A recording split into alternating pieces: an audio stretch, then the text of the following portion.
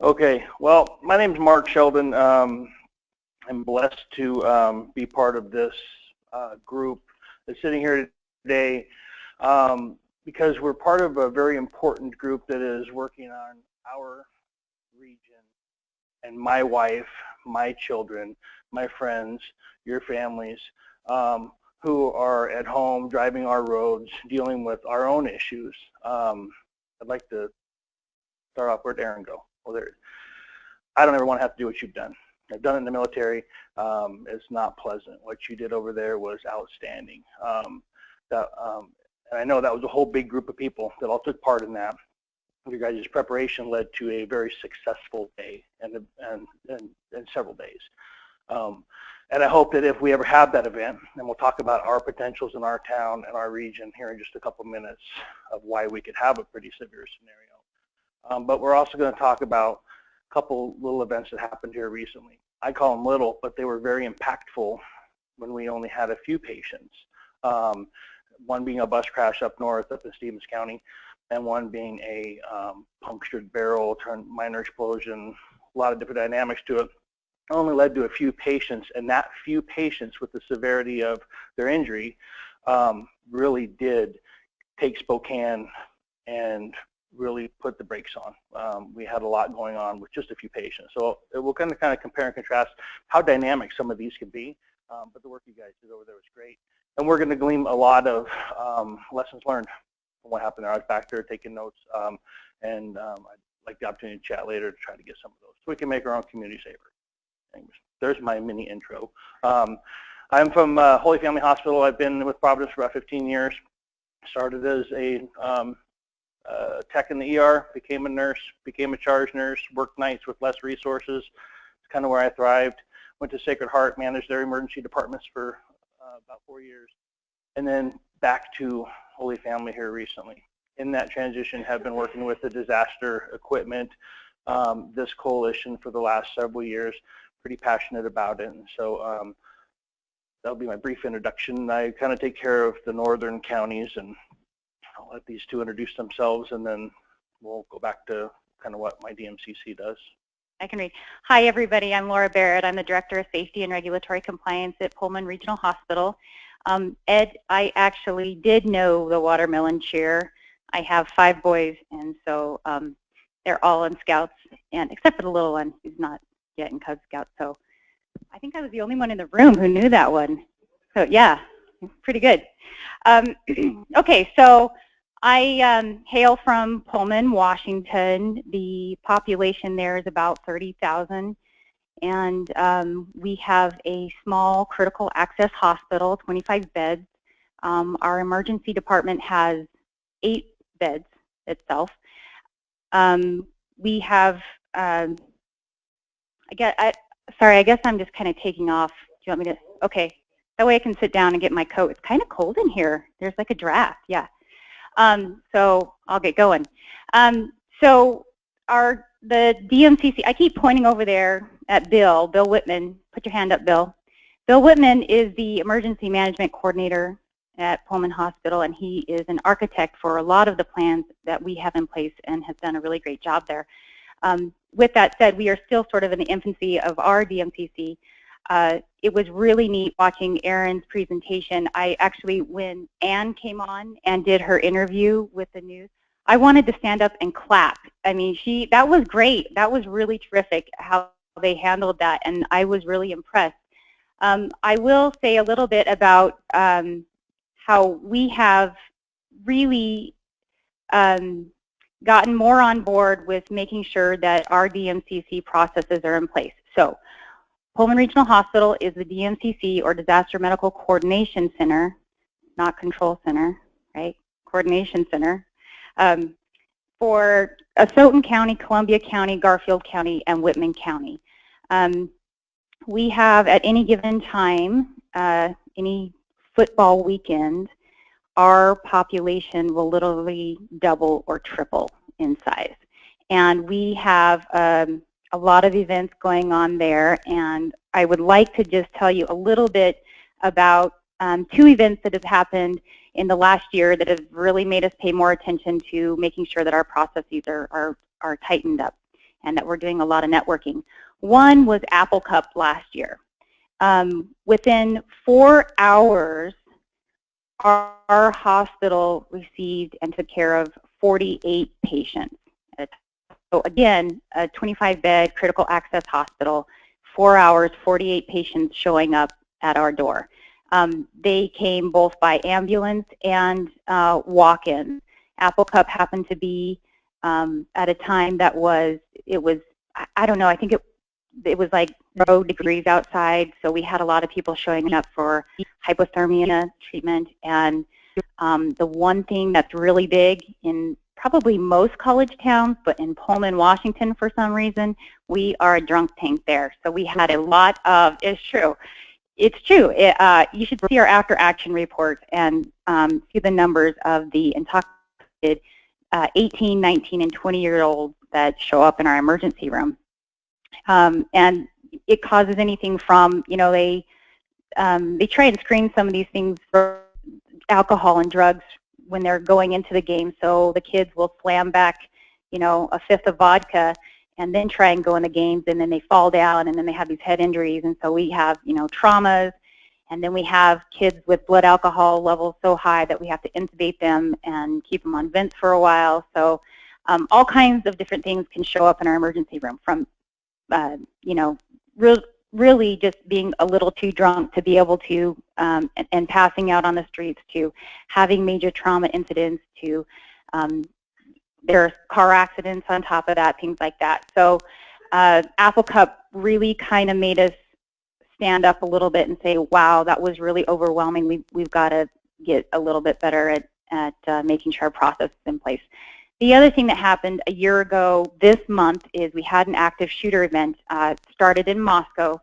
A perpetrator killed his mother in her home, and then went to his landlord's office that happened to be at an insurance agency, shot the landlord and shot a bystander there, and then went over to the Arby's and shot a woman at the Arby's. And then a high-speed chase pursued through, well, he got to Pullman from Moscow and then to Colfax, and finally wrecked his vehicle at 100 miles an hour. So we share 4 general surgeons between 3 hospitals. So that's Gritman Medical Center in Moscow, Pullman Regional, and Whitman County Hospital in Colfax. So just because I say 4 surgeons, that doesn't mean we have 4 on at all times. It means we have one on, and we share them for all 3 hospitals. It became really important to us because they took a victim to Gritman and then came across the state line to bring us another victim, a gunshot wound, right? And not realizing that the surgeon had gone over to Gritman to take care of that first patient, and we were scrambling to see if we could call one of the other surgeons on. One of our surgeons actually lives in Spokane, and so we were calling around madly to see if we could get a surgeon here for this other victim, which unfortunately he was dead. So in the end, we didn't have to worry about getting a surgeon there.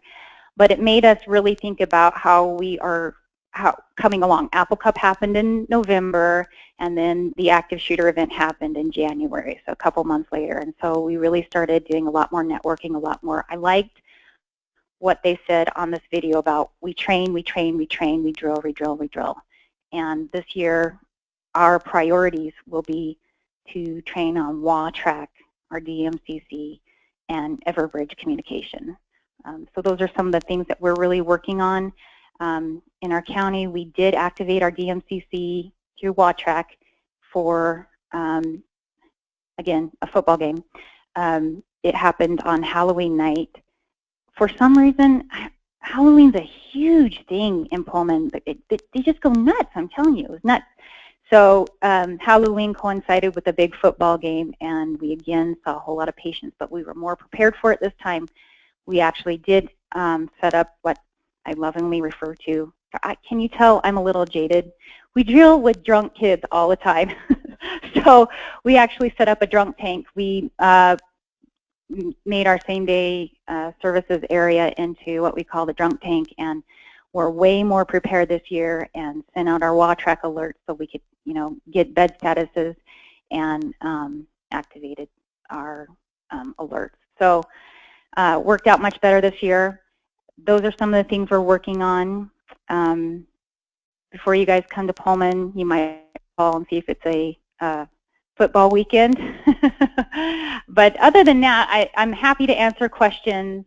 Travis, maybe you have something specific that you want me to hit on, but that's kind of what I had prepared today, was talk a little bit the difference between, you guys see these, the response that happened for the Aurora Bridge. It seemed, just like the stars aligned. You guys had resources, you had communication, you had everything lined up there. It seemed just absolutely fantastic. And even though we're rural, we still want to be able to provide for our community too, and make sure that we have those processes in place to take care of my 5 crazy kids who do things. They're boys. So we're trying to set up our community so that we can really take care of patients too and get them the care that they need in the right places with our DMCC. Any questions? Great. So while they pass off the microphone, I was at that game, -4 degrees. Game was terrible. Washington State University got blown out, and that's what everybody was thinking. It was terrible.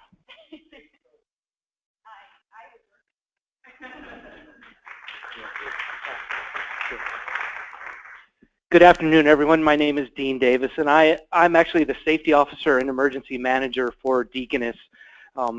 One of the big differences between the 3 of us that are up here is I'm the only one. I am absolutely non-clinical. I do not want to be clinical. I don't want to even see a doctor, so it's just one of those things. I love doing the safety world. I have seen some of the disasters that they showed up here. Many of you know Matt Albright. He and I were stationed together. I have to give a big shout out to him. This is the first time, 3 years that we've seen each other. And we were actually stationed together in Alaska, and we worked a C-17 plane crash together. And then he got lucky and got out of Alaska, and I got to see a F-22 crash. So we have seen a lot of disasters in our time frame. So I'm pretty familiar with the whole disaster coordination and all that kind of stuff, but I'm new to the hospital world doing this. So it's one of those things. I love the safety world. I'm learning to love the emergency management world somewhat. I'm not big on it, but like Devin was talking about earlier, at Deaconess, we are going through some big changes. Some of the big changes are we actually, within a lot of the staff, there's a lot of new folks that are there. We have a new ED director, Sammy Nihad. He's actually up there working on the opening of the ED. And that ED, for you folks, Devin didn't get much into it, but it is a 15-room emergency department that has, it does have a couple of one psych evaluation room that is fully functional up there. They have all the locks, all that fun kind of stuff. They also have one full-fledged isolation room, one decontamination room that can actually be accessed from either inside the ED itself or outside depending on the situation that's going on. With that, it also has the ability to accommodate any rotary winged aircraft, helicopters, those kind of things. We did set off to the side. There is a landing area, and they've worked with MedStar to set that up and have it functional and those kind of things.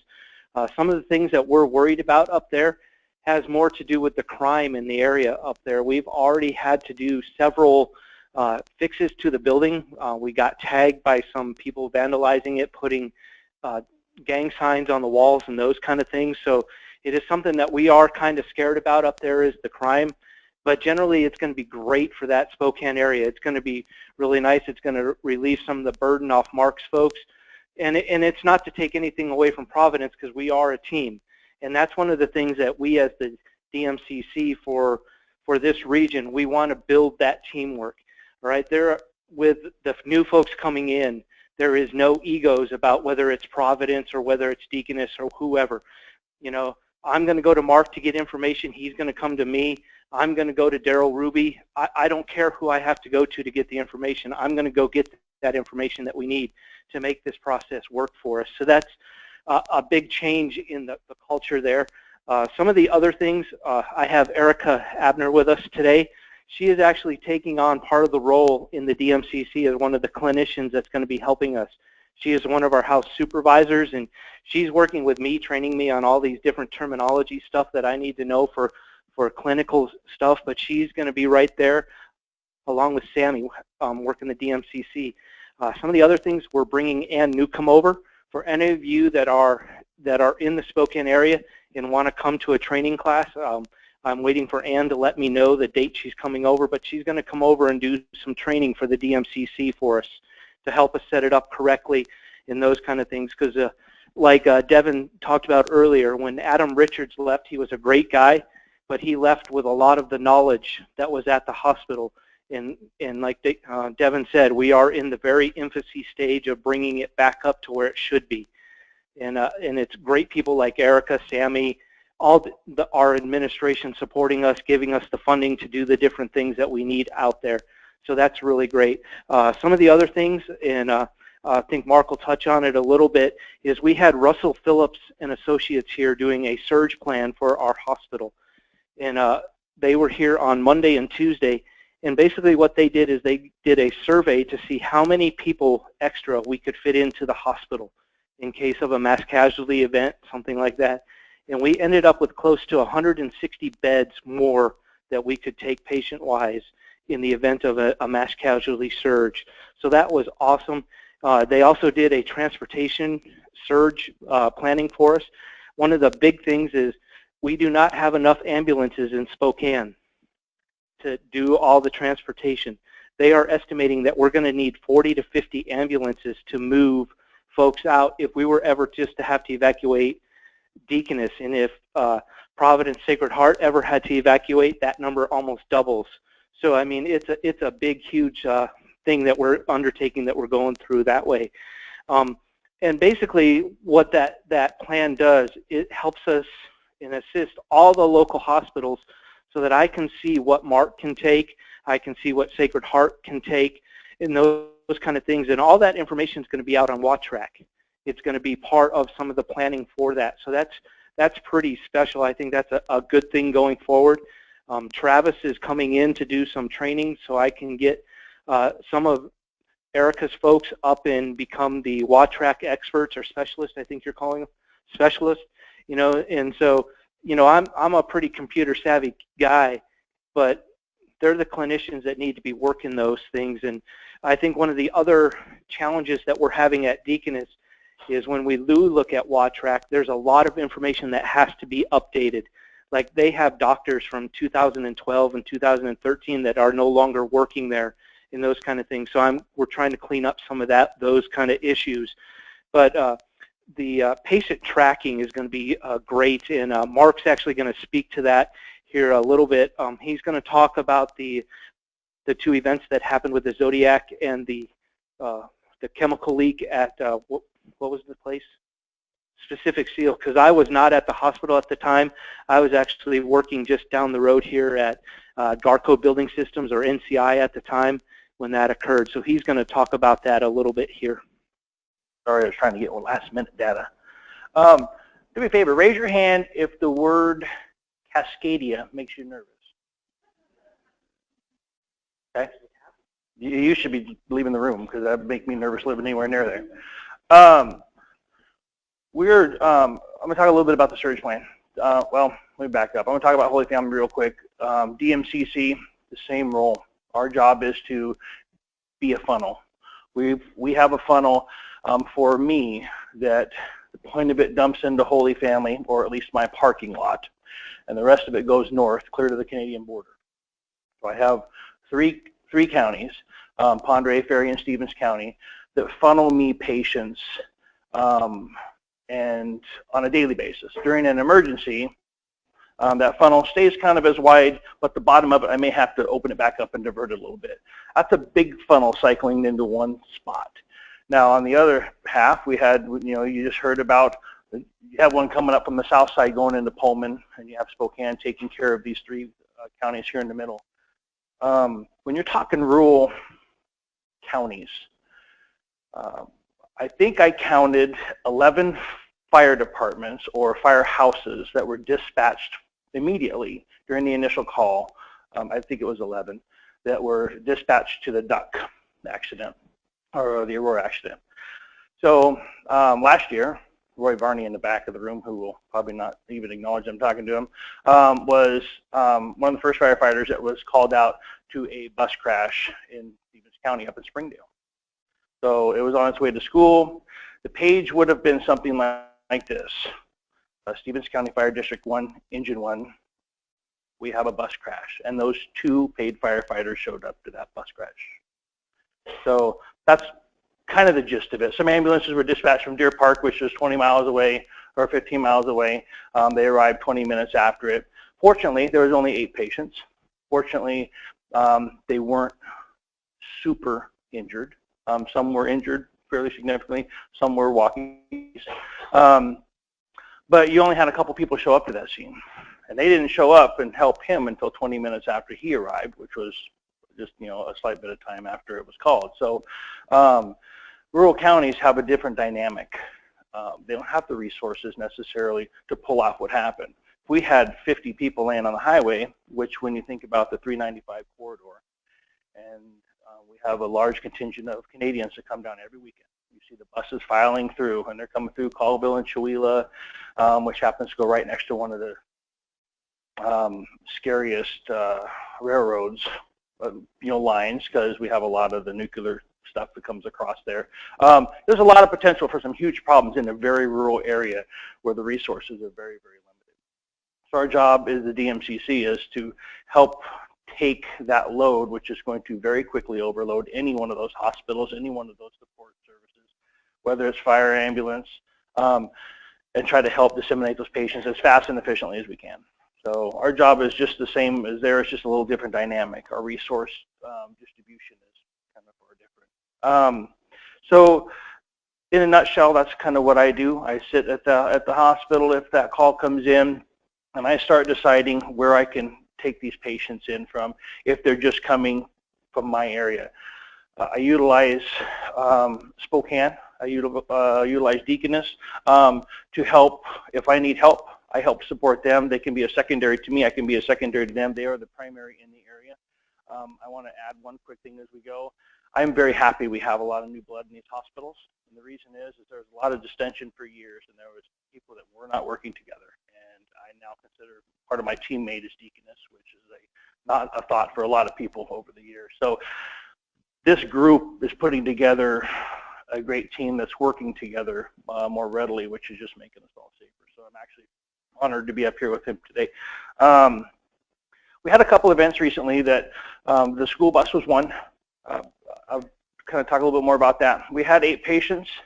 2 of them were put into one ambulance.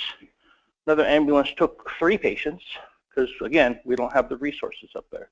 So we had 1 ambulance took 2 patients, 1 ambulance took patients, and a couple went by POV, which is not uncommon in a rural area where people just jump in and help. One of the failures in that call was that we have a children's hospital here in town at Sacred Heart. All 8 patients went to the children's hospital. So it immediately overwhelmed them, and it was only 8 patients. But we didn't know the severity of the injuries. We weren't getting the greatest information on patient injury. Keep in mind, you're in an area where there's no connectivity. Cell phones don't work. Computers aren't working up there for digital input. So that is yet another piece of that pie of how these things can be dynamic. In a perfect world, the sickest patients go where they need to go. If that is the trauma center, they go to the trauma center. If that is the PZR, the PZR. But then you have to start thinking about making sure you're putting the walkie-talkies, the people who can go to the level 3, the level 4, whatever the case may be. Chewelah was just up the road and could have taken at least those two in the private vehicle. So there's a lot of education that we get out of these that we turn around and go back and start educating folks with. It overwhelmed our hospital. It wasn't too terrible, but we certainly did feel the pressure because we also didn't know exactly what the injuries were. So there are some education pieces that came back out with the fire departments, ambulances. But the reality is, with limited resources, they're going to do what they have to do on scene to get those patients moving. And it actually worked out great. All the patients were taken care of. The biggest problem we had was the school who pushed a button and just called all the parents and said there was a bus crash and did not identify who it was, and it sent out a page to all the parents in the school. So that list of phone calls prompted us to get a whole room together because we had parents coming in wondering if their child was okay, who was actually at the school, never went on that bus. So there was a lot of communication problems with it.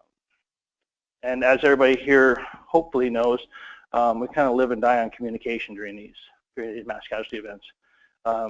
Any event out there that is significant that's going to impact you, communication will make or break how successful that is. We all know that the healthcare is going to happen. The nurses, doctors, paramedics, EMTs, you name it, are going to step up, work until they can't work anymore, go home tired, sleep 4 hours, and come back, and you're going to have to keep them from working because they're just too tired. The work is going to happen, but the communication piece of it makes that just that much more difficult. So part of what we're working on as a group in several different ways, and we'll talk about patient tracking here in a few minutes, is that communication, the communication between us, the communication between fire, law enforcement, and trying to make sure that everybody is kind of on the same page with the directions we're going.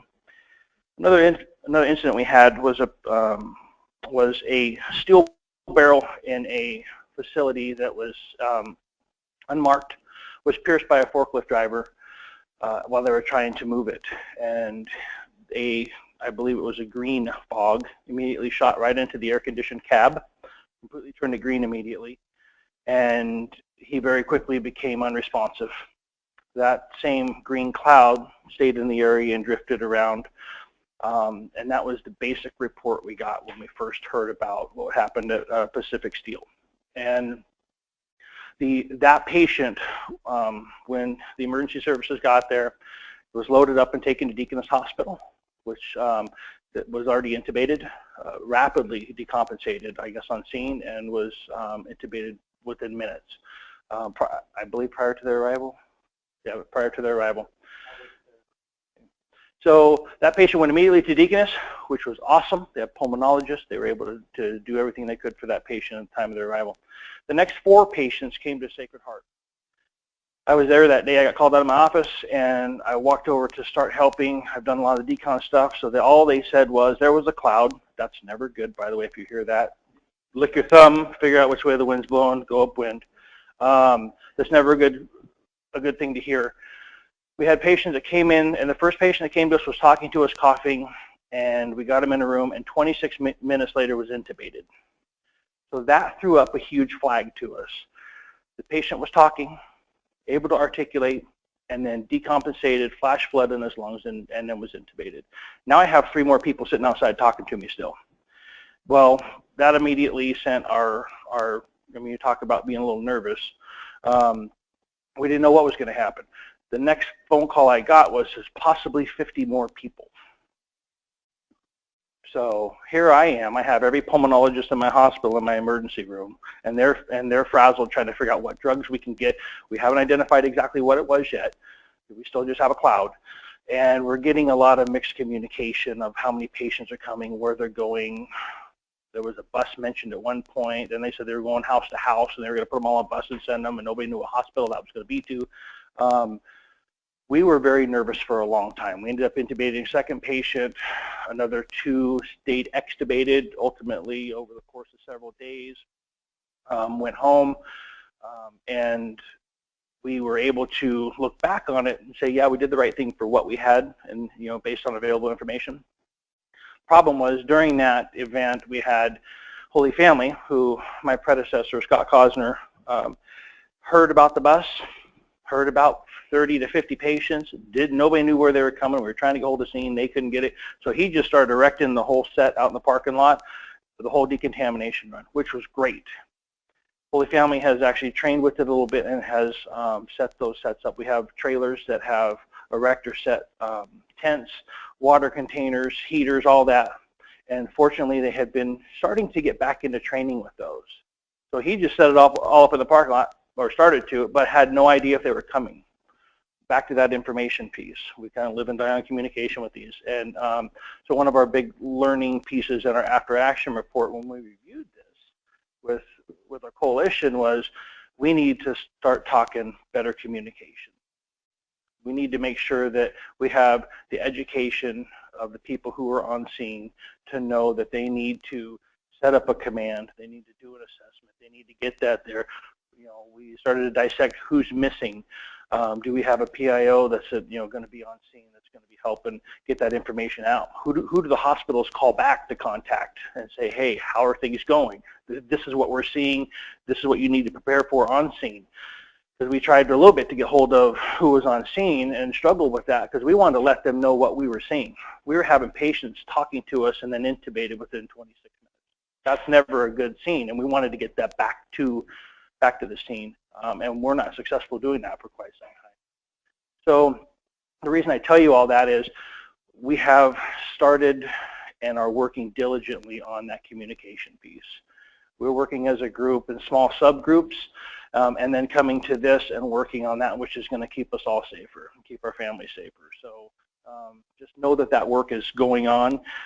We're always kind of finding the next great thing that's going to help us. When you talk about communication in September 11th, we didn't have a lot of great communication. When that happened, the communication breakdown within New York itself was pretty significant. So after 2011, a lot of money came from the federal government. Everybody got radios. Everybody was teleconnected. We did all this work to get connected over the next several years. It stayed that way for quite some time until recently. The grant that was received by Spokane. And Spokane bought these awesome new radios. They're $600 a piece. They're really neat. But in Stevens County, where I'm a deputy for Stevens County and I work with the fire department, I can't talk to Spokane anymore. They're now on a system that none of my radios will contact with. And I'm a neighboring county. So it seems like we kind of start going backwards. I mean, it's nobody's fault. It's a great system. The rest, we need to make sure that, we're catching up to where they're at so we can get back to that communication piece again. A little unnerving when we're working on those calls. So now we're starting to tie things together, getting radios here and there. Smaller communities don't have the same budget, so it's a little bit different. So we won't get into budget constraints of counties, but so yeah, it can be very difficult. Everybody's trying to get better, and sometimes that happens at different rates. And so it's not anybody in Spokane's fault, it's just the way it worked out, and so now we all have to kind of scramble to make sure that we get that connectivity back. So part of our learning, or part of my lessons learned from these is I need to educate my staff. When somebody calls from Colville and says, I have this going on, I need my staff to be able to stand that up whether I'm there or not. I'm pretty confident that I'm competent enough to stand up and do what I need to do for a DMCC. I am not convinced that some of my backup charge nurses can pull off the same thing. And that's not great. And so part of what I'm doing at my hospital level is making sure I'm educating everybody. I need to get everybody up to speed because that's who we're going to count on at 2 in the morning when I'm at home and this happens and I make that call. I need them to be able to make sure that they stand up and do the right communication with Deaconess, make sure that they start talking to the right people. And so we're really working on that. That's something I've taken on as a personal challenge, is to make sure by the end of this year, and I really hope it's faster, but I want this process through my facility. The DMCC needs to be universal through my supervisors and my charge nurses, so we're working on that. Yeah. One of the things that we've done too also is we are actually getting our physicians deeply involved. I now actually have a physician that volunteered to help us out with the DMCC, which is awesome. He is in one of the lessons that we learned from on a trip I took over to Seattle was that our physicians were not talking to physician. It was somebody like myself talking to a charge nurse that was not a non-clinical person trying to talk to a nurse, trying to give them information, and that's not how we should be doing it. We need to have the doctors talking to the doctors, and that's one of the things that that as a as Deaconess that we're doing is getting the physicians actively involved in helping make the decisions on who goes where and all those kind of things. And so one other quick thing I want to talk about before we move into the next topic is our recent wind storm we had. Anybody here affected by that? I think everybody was. I was out of power for a couple days. Not a huge impact for me. I have a trailer. I have generators. It was great. We just turned on a couple lights, sat around, played board games. I was lucky. I had that. A lot of people weren't. A lot of those people had vents or on oxygen machines and other things. And every one of these hospitals and facilities and towns were inundated with what we call boarders. So we were bringing people in and just had people in our hospitals because they didn't have power, but they were on a vent. So, and I think the longest one we had was 18 days. So, and these are people that weren't in the hospital for any other reason other than just they didn't have a plug-in to push a vent into the wall so they could continue to breathe. It's a pretty important part of our body function is breathing.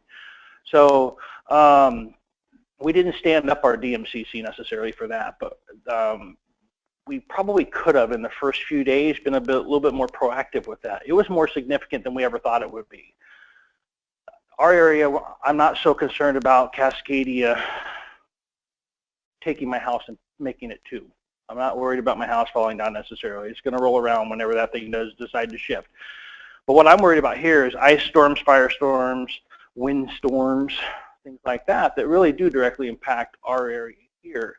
And when that happens, all too often we kind of forget about the people who are sitting at home, they're suffering at home for whatever reason, that really don't have any resources. I felt bad because, you know, okay, keep the refrigerator door closed. And I kept hounding my children to do that. There's other people that were trying to figure out how to keep their vents going. And so there's times it can be utilized as a tool so that other people can kind of see what's going on. We ended up getting a hold of several of the nursing homes in town who did have generators and kind of funneled people into the hospital, halfway discharged them into some of these other places. So we relied heavily on our partners in all sorts of different areas. And one patient I heard ended up at one of the law enforcement offices, and literally they plugged in their oxygen machine until we could get somebody there to pick them up because they figured lights on, there's power, they're not going to go without power. So they walked in there. It was a great idea, but it just shows kind of the complexity of some of these things. And that's a challenge with the area we're in. I mean, we all love to have these grand open spaces, and part of that comes with being a rural community. And then you end up with counties with lesser budgets and different dynamics. And then, this situation presents itself. Will it get fixed eventually? Yes, it will. I'm not quite sure how. There's some of the things we deal with. We need to work in this room as I think our common tool appears to be WATRAC. We're on different computerized systems for work, and so that's not going to work. WATRAC, and we're going to talk here in just a minute. I'll kind of give you a brief on our patient tracking system and what we're working on with that, which is really a fantastic tool.